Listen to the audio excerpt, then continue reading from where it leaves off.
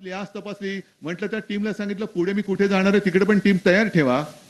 मला फोटोग्राफी माझी जी बंद झाली ती परत करायला मिळते याच्यापेक्षा दुसरा आनंद काय माझा. माझ्यातला कलाकार जो आहे मी काल आज सकाळी मुलाखत देताना त्या कॅमेरामॅननी सांगितलं की साहेब आमच्यापेक्षा तुमचा कॅमेरा जास्त स्थिर होता.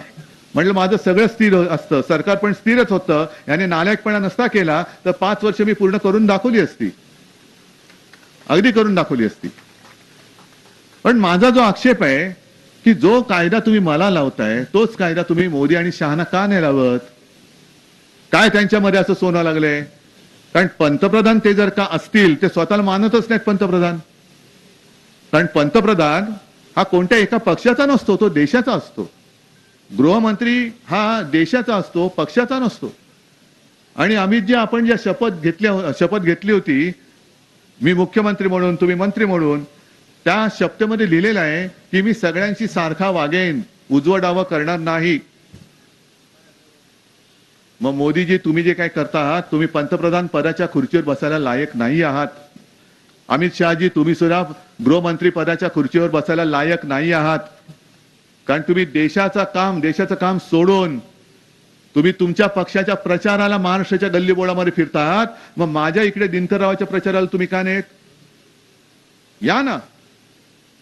नाही या म्हटलं तर खरंच येतील, येऊ नका. कारण आलात तर आमचा पराभव होईल. तुमचं तुम्ही बघा, तुमचे पराभव तुम्ही करून घ्या. कारण महाराष्ट्र आता कंटाळले तुमच्या थापांना. 14 सालापासून ज्या थापा मारतायत, मी प्रत्येक सभेत विचारतो 2014 साली त्यांनी काय काय थापा मारल्या होत्या. 15 लाख रुपये मिळणार बोलले होते ना. मला एकही अजून माणूस भेटला नाही औस्यामध्ये कोण आहे करे ज्याच्या खात्यात खरंच मोदींनी 15 लाख टाकले अभिमन्यू पवार सोडून. नाही त्यांचे टाकले असतील, कारण मला माहिती नाही त्यांच्याकडे टाकले असतील. तुमच्या कोणाच्या खात्यात आलेत का.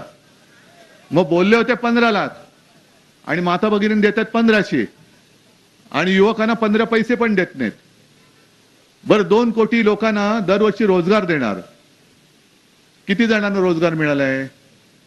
शेतकऱ्यांचं उत्पन्न दुप्पट झालंय का. काहीच झालेलं नाहीये. पिकाला भाव मिळतोय का, हमी भाव मिळतोय का, सोयाबीनला मिळतोय का, कापसाला मिळतोय का. काही नाही. सगळा रखरखाट, दुष्काळ.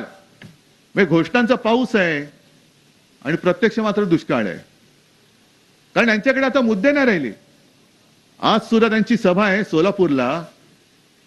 त्या सभेमध्ये मी मोदीजींना सांगतो की महाराष्ट्राच्या हिताबद्दल काहीतरी बोला. नुसतं दरवेळेला टायरे लावू नका उद्धव ठाकरे उद्धव ठाकरे. अरे उद्धव ठाकरेला तुम्ही संपवलात ना, मग अजून का घाबरता उद्धव ठाकरेला.